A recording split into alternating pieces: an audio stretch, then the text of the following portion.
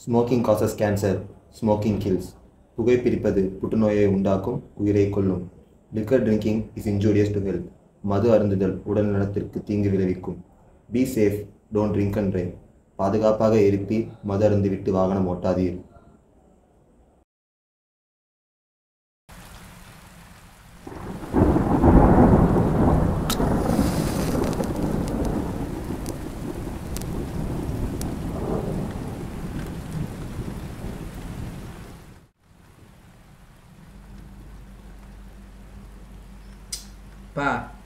பா இதை மட்டும் சால்வ் பண்ணி கொடுப்பா, சால்வ் ஆக மாட்டுது. வீடா பா ஏதாவது கதை சொல்லுங்கப்பா. கதையாப்பா? என் லைஃப்பில் நடந்த ஒரு உண்மை கதை சொல்கிறேன், கேட்குறியா? பா நான் சின்ன வயசில் கஷ்டப்பட்டேன், எதுவுமே இல்லாமல் இருந்தேன், படித்து தான் நிலைமைக்கு வந்தேன். நீயும் ஒழுங்காக படி. இந்த கதை தானப்பா சொல்ல போகிறீங்க? அதெல்லாம் இல்லைப்பா, இது வேறு கதை. 2010 என் வாழ்க்கையில் சந்தோஷமான வருஷம். என்னால் நானும் என் நண்பனும் சேர்ந்து செஞ்சுட்டு இருந்த பிஸ்னஸ்க்கு பெரிய கான்ட்ராக்ட் கிடச்சிது. அந்த கையோட அன்றைக்கி ஷேடோஸ் பிஸ்னஸ் கிளப்போட பார்ட்டி நைட். ஆனால் அந்த சந்தோஷம் ரொம்ப நேரம் நீடிக்கலை.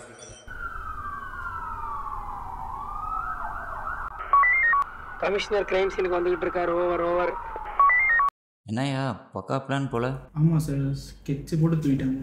விக்டிம் யார்? ஷேடோஸ் பிஸ்னஸ் கிளப்போட ஹெட் மைக்கிள். என்னதான் பொம்பளை வீக்னஸ் உள்ள ஆளாக இருந்தாலும் பிஸ்னஸில் அவன் அடிச்சுக்க ஆளே இல்லை பாஸ். ஆனால் இப்போ எவ்வளோ பிளான் போட்டு தூக்கிட்டாங்க பாஸ். அந்த கிண்ணி கேன என்னோட சுற்றுவானே அவனா? ஆமாம் சார்.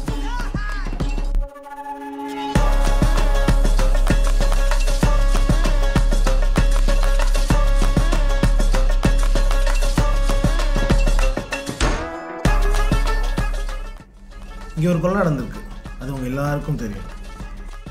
நீங்கள் எல்லாம் பிஸ்னஸ் மேன், நான் உங்களை மதிக்கிறேன். ஆனால் அரை மரியாதையை நானும் உங்கள்கிட்ட எதிர்பார்க்குறேன். அதனால் இந்த கொலையை பார்த்தவன் பண்ணவன் யாராக இருந்தாலும் நீங்களே முன்னாடி வந்துடுங்க. லேடிஸ் அண்ட் ஜென்டில்மேன்,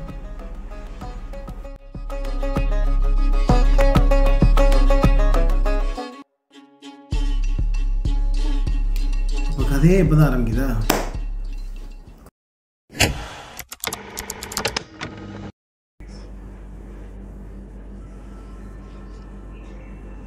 சார், என் பேர் விக்டர் கென்னி. எனக்கு மைக்கேல் சின்ன வயசுலேருந்தே நல்லா தெரியும். நானும் அவனும் ஒன்றா தான் படித்தோம், வளர்ந்தோம், இப்போது ஒன்றா தான் பிஸ்னஸும் பண்ணிட்டுருக்கோம். உங்களுக்கு யார் மேலே சந்தேகம் இருக்கா? மைக்கிளோட லைஃப் நல்லா தான் போயிட்டுருந்துச்சு. ஆனால் அந்த சுத்தியை கல்யாணம் பண்ண வைக்கிறது எல்லாமே. அவங்க 2 பேருக்கும் ஒரு பையனும் பிறந்தான்.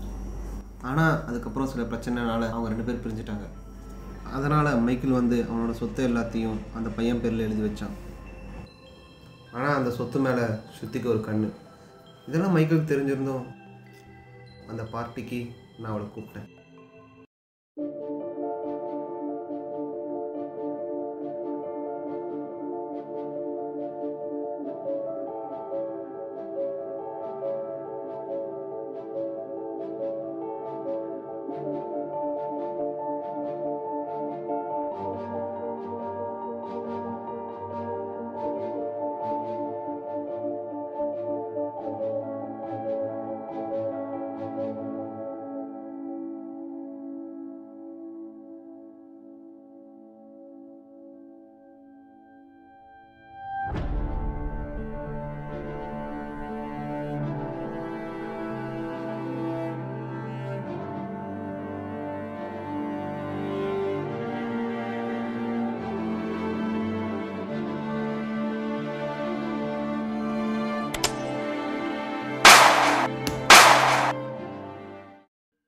ஸ்ருதி தான் கொன்னா. நான் ஸ்ருதி, மைக்கிளோட எக்ஸ்-ஒய்ஃப். உங்களுக்கே டைவர்ஸ் ஆச்சு? எனக்கும் மைக்கிளுக்கும் 2009 மேரேஜ் ஆச்சு. அதுக்கப்புறம் பையன் பிறந்ததுக்கப்புறம் ஆல்கஹாலுக்கு ரொம்ப அடிக்ட் ஆக ஆரம்பிச்சிட்டான். நானும் ஏதோ எக்ஸ்டர்னலாக அஃபேர் இருக்குன்னு நினச்சேன். சந்தேகப்பட்டேன், அவங்ககிட்ட கேட்டுக்கிட்டே இருந்தேன். ஆனால் அவன் எந்த ஒரு ரெஸ்பாண்டும் பண்ணவே இல்லை. எங்களுக்குள்ளே அப்படியே ரொம்ப டிஸ்டன்ஸ் மெயின்டைன் ஆக ஆரம்பிச்சிட்டு நானும் டிவோர்ஸ்க்கு அப்ளை பண்ணேன். அவனும் ஓகே சொல்லிட்டான். அப்படியே நாங்கள் 2 பேரும் டிவோர்ஸ் பண்ணிட்டோம். என்னதான் எங்களுக்குள்ளே டிவோர்ஸ் ஆனாலும் பையனை நல்லா தான் பார்த்துக்கிட்டான். அதனால கஸ்டடி அவன்கிட்ட கொடுத்துட்டேன். நானும் வேறு மேரேஜ் பண்ணிக்கிட்டேன். சரி, நீங்களும் பாட்டில் இருந்தீங்க தானே, உங்களுக்கு யார் மேலேயாச்சும் சந்தேகம் இருக்கா?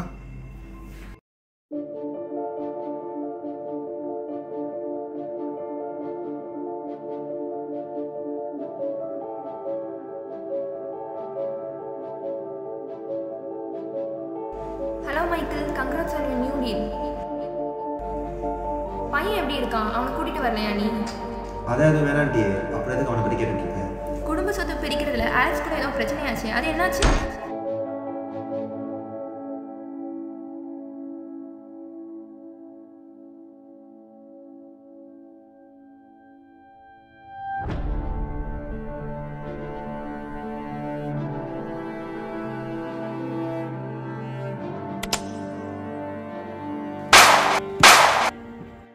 ஆலெக்ஸ் தான் கொன்னான். சார், என் பேர் அலெக்ஸ். நான் மைக்கிளோட கசின். என்ன பண்ணுறீங்க? நான் இங்கே தான் ஷேடோஸ் பிஸ்னஸ் கிளப்பில் தான் மெம்பராக இருக்கேன். மைக்கிளோட சேர்ந்து தான் ஒர்க் பண்ணுறேன். உங்களுக்கு என்ன தெரியுமோ மறைக்காமல் உண்மையை மட்டும் சொல்லுங்கள். எனக்கு என்னமோ அந்த லாயர் மேலே தான் சந்தேகமாக இருக்குது. ஏதாச்சும் சொல்கிறீங்க? அன்னைக்கு ஆஃபீஸுக்கு லாயர் வந்தாங்க. மைக்கிள் கூட ஏதோ சீரியஸாக பேசிகிட்டு இருந்தாங்க. நான் வெளியிருந்து கேட்டுருந்தேன். என்ன பிரச்சனைன்னு சரியாக தெரில, ஆனால் ரொம்ப நேரம் ஆர்கியூமெண்ட் போயிட்டு இருந்துச்சு.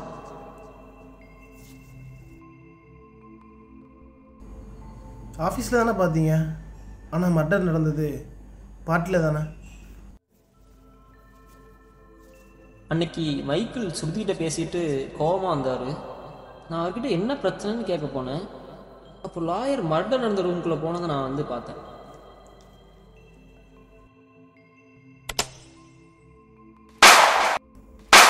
ஸோ லாயர் தான் கொண்டிருப்பாங்க. என் பேர் ஷெரில். நான் ஷேடோஸ் பிஸ்னஸ் கிளப்போட அட்ரானி. உங்களுக்கும் மைக்கிளுக்கும் என்ன பிரச்சனை? ஆஃபீஸில் அன்றைக்கி என்ன நடந்துச்சு? எங்களுக்குள்ள பிரச்சனைன்னு உங்களுக்கு யார் சொன்னா? நீங்கள் கேட்குற கேள்விக்கு பதில் சொல்ல நான் என் கூப்பிடல. நான் கேட்குறதுக்கு மட்டும் பதில் சொல்லுங்கள் மேம்.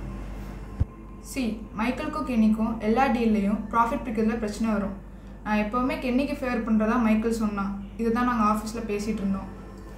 சரி, உங்களை பொறுத்த வரைக்கும் யாருக்கும்ண்ணா?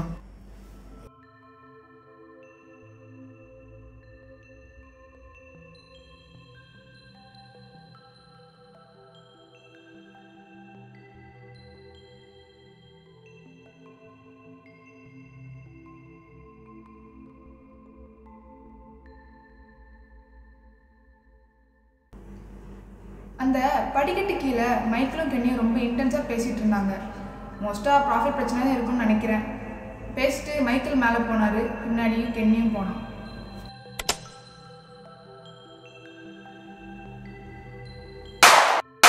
ஸோ கென்னி தான் கொன்னான். 4 சஸ்பெக்ட், ஒரே மாதிரியான கதை. எது உண்மையாக இருக்கும்? அன்றைக்கி இன்வெஸ்டிகேஷனும் முடிஞ்சது. எவிடன்ஸ் எல்லாம் கலெக்ட் பண்ணாங்க. ஆனால் யார் கொலை பண்ணாங்கன்னு கண்டுபிடிக்கவே முடியல. கேஸ் நிறைய பேர் கைக்கு மாறிச்சு. யாருக்குமே எந்த லீடும் கிடைக்கல. இப்படியே ரொம்ப வருஷம் போச்சு. கேஸும் சஸ்பெண்ட் ஆச்சு. நம்மளும் வேற ஊருக்கு வந்துட்டோம்ப்பா. உன் ஃப்ரெண்டை நீ ரொம்ப மிஸ் பண்ணுறியாப்பா? வேறு யாரையும் அவ்வளோ மிஸ் பண்ணான்னு தெரில. சின்ன வயசுலேருந்தே நானும் அவனும் ஒன்றா தான் வளர்ந்தோம். 20 வருஷமாக அவனை எனக்கு நல்லா தெரியும். ஒருத்தர் எப்படி வாழணும்னு அவங்ககிட்ட தான் நான் கற்றுக்கிட்டேன். ஒருத்தர் எப்படி வாழக்கூடாதுன்னு அவங்ககிட்ட தான் நான் கற்றுக்கிட்டேன். ரொம்ப தைரியமான ஆளுப்பா. ஆனால் அவன் உயிர் அந்த ஒரு புல்லட்டில் போயிடுச்சு.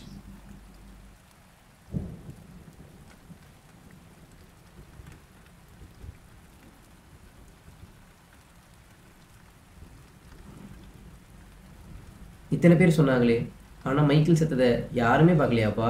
அட்லீஸ்ட் நீங்கள் கூட பார்க்கலையாப்பா? இல்லைப்பா, பார்க்கல.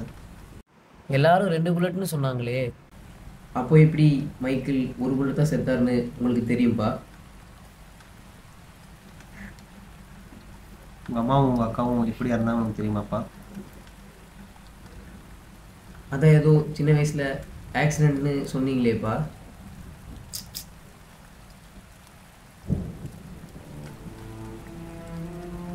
ஏன் மைக்கிள் இப்படி பண்ண? நீ பண்ணது எவ்வளோ பெரிய க்ரைம் தெரியுமா? கென்னி உன் ஃப்ரெண்டு தானே, உன்னை எவ்வளோ நம்பினான். அவனுக்கு போனாலும் எப்படி இப்படி பண்ண மனசு இருந்துச்சு?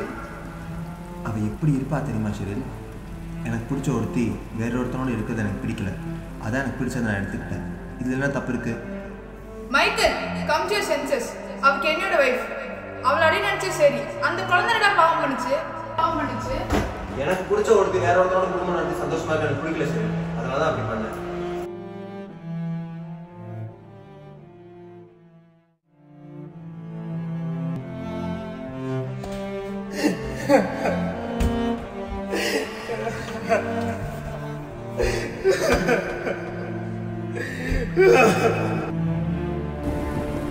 இப்போ புரியுதா என் ஒய்ஃபும் என் குழந்தையும் இப்படி கொண்டாங்கன்னு?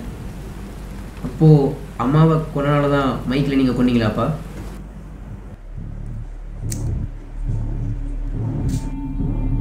ஆமாப்பா, நான் தான் மைக்கேல் கொண்டேன்.